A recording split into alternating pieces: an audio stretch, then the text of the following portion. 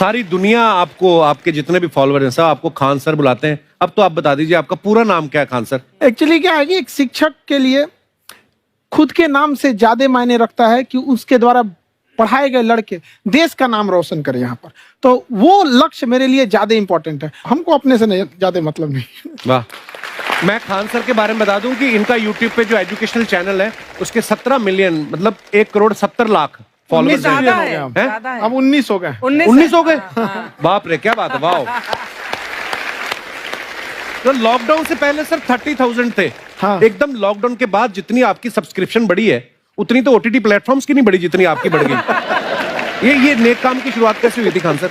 Lockdown से पहले हम लोग ना ऐसे फिजिकली क्लास में ज्यादा पढ़ाते थे। अच्छा जी। क्लास में भी बहुत भीड़ रहती थी, लड़के पढ़ नहीं पाते थे। मजबूरी हो गई लॉकडाउन के बाद यूट्यूब पर पढ़ाना, क्योंकि दूसरा कोई ऑप्शन ही नहीं था। और हमको भी नहीं समझ में आया कि लोगों ने क्यों इतना ज्यादा सब्सक्राइब करते गए, क्योंकि हम तो वैसे ही पढ़ा रहे थे जैसे पहले पढ़ाते थे वहां पे। तो बस ये रहता है कि लड़कों को पढ़ाई से रिलेटेड उसको डाउट ना रह जाए कोई भी, क्योंकि जब हम लोग पढ़ते थे ना तो सबसे पीछे आते थे, हम लोग क्लास के पीछे बैठते थे। हम लोग मान लिए थे कि ये लोग बहुत अच्छे पढ़ने में, हम लोग का तो कुछ नहीं हो सकता है यहाँ पे। और घर वालों को भी लगता था तो जीव ले ला, कैसे भी काम चल जाएगा। बाद में हम लोग को पता चला ना कि टीचर की गड़बड़ी थी, हमारे ऊपर ब्लेम लगा दिया।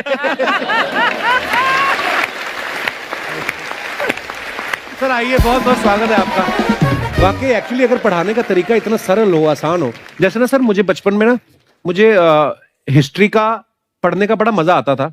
बड़ा होके पता चला कि मेरा हिस्ट्री में तो था इंटरेस्ट, पर मुझे कहानियां पढ़ना अच्छा लगता था जी। आज मुझे थोड़ा लिखने का भी शौक है, एक आध कुछ शायद फ्यूचर में चल के आप वो भी कुछ ऐसा देखें, तो मतलब मुझे शौक है लिखने का। अब जाके समझ में आया कि वो क्यों अच्छा लगता था, उसमें कहानी होती थी। तो ये नहीं हमें पढ़ाया, हमें रट्टा मरवाते थे। तो ये जो आपका ये जो तरीका है ये बहुत ही बढ़िया है। काश हमारे समय में भी ऐसा होता, यूट्यूब पे अच्छे अच्छे शिक्षक होते।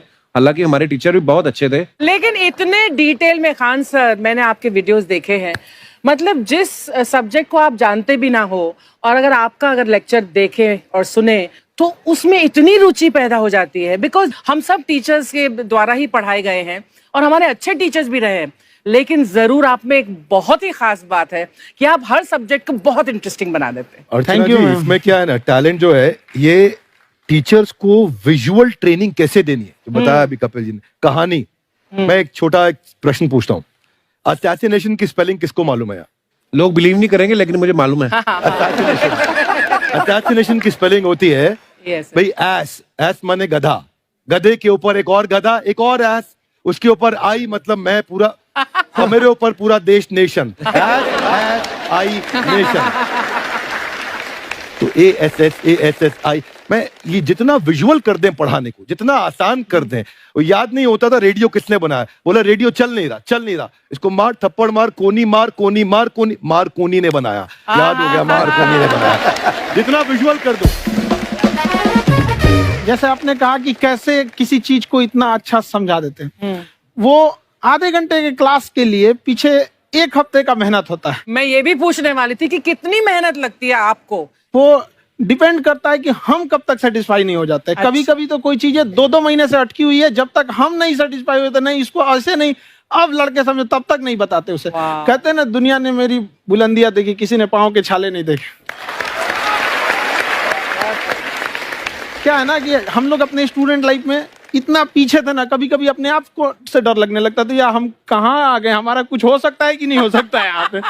तो लेकिन ना कुछ सीखने का बड़ा शौक था। हाँ। तो जैसे एक फिल्म बनाने से पहले डायरेक्टर कितने महीने की प्रैक्टिस करता है, 2 साल की मेहनत के बाद एक 3 घंटे की फिल्म बनाना पड़ता है। उस तरह से थोड़ा काफी मेहनत करना पड़ता है पीछे से, तब जाके समझ में आता है। और धीरे धीरे एक्सपीरियंस होने से थोड़ा समझ में आ जाता है कि क्या, कहाँ पे कौन सा चीज डाउट आएगा वहां पे। और आपसे पढ़ाई करने का ये भी फायदा है कि ये पीट नहीं सकते ना यूट्यूब चैनल से, अंदर से निकल के थप्पड़ भी नहीं मार सकते। हमें तो पीटा ही इतना है ना, हम तो मतलब टीचर से सवाल नहीं पूछ सकते थे। अभी बचपन में पूछ भी लिया ना कि सर सूरज कितना दूर है, तुझे जाना है उधर? मतलब ये नहीं कि बच्चे के साथ दोस्ती करो, उसके साथ। आजकल माहौल बहुत बदल गया है, अब तो बच्चों की पिटाई भी नहीं होती, हमारे टाइम बड़ी पिटाई होती थी। हम भी कहते हैं, हमसे भी लड़के नहीं पूछते हैं, क्योंकि उन्हें पूछने की नौबत ही नहीं आती है। क्लियर हो जाता है ऐसे ही। वाह, क्या बात है। मैंने देखा है सर आपके फॉलोअर्स में रवीना टंडन भी है एक, तो जब आप आए कितनी मुस्कुराहट आई खान साहब आपके। तो जब कभी आप कोई नया वीडियो डालते हैं तो आप उनको पर्सनली मैसेज करते हैं कि किसी चीज पे डाउट हो तो कॉल मी एनी टाइम, ऐसा कर सकते हैं आप। अच्छा, विवेक सर के बारे में हमने सुना है कि किसी को बिजनेस रिलेटेड प्रॉब्लम हो तो ये 5 सेकंड के अंदर जवाब दे देते हैं। जब भाभी जी आपको तैयार होने के बाद पूछती मैं कैसी लग रही हूँ, 5 सेकंड में जवाब दे पाते हैं आप? देखिए, इसमें तो सभी लोग पीड़ित हैं और हर जगह, हर घर में ये जरूर सुना होगा सबने कि बच्चों के चक्कर में तुम्हारे साथ रह रही है, वरना तुमको तो कब का छोड़ के चली गई होती। ये बड़ी कॉमन बात है। So right. So right. Parmeet sir बोलते हैं आपको ऐसा? आप तो कभी नहीं बोलती होंगी। इनका उल्टा है, इनका एटीट्यूड पति वाला है वैसे, तो इसलिए। क्या प्रॉब्लम है? नहीं, कोई औरतों को प्रॉब्लम मतलब मर्दों से कम बिल्कुल मत समझो। नहीं, ठीक है, पर ऐसे मुक्के वगैरह नहीं मारने चाहिए आपको। सर आपने अभी तक शादी नहीं की ना खान सर? नहीं। इतने पॉपुलर हो गए आप, आपका सेंस ऑफ ह्यूमर इतना अच्छा है, तो बड़े सारे प्रपोजल तो आते होंगे आपको। अभी तो इधर कुछ नहीं है सर। खान सर पर्सनल सवालों का जवाब कम देते हैं। अच्छा, जैसे हम शादीशुदा लोगों को देखने के बाद हमको थोड़ा सा और अच्छा, कई बार ना इंसान ज्यादा मोटिवेशनल स्पीकर्स को सुन लेना तब भी कंफ्यूज हो जाता है। कोई कहता है बड़े सपने देखो, गाड़ी लो, बैंक बैलेंस बनाओ। कोई कहता है कि इच्छाएं नहीं रखनी चाहिए, ये दुखों का कारण है। हम किसकी सुने गुरुजी? सुने सबकी, करे खुद की।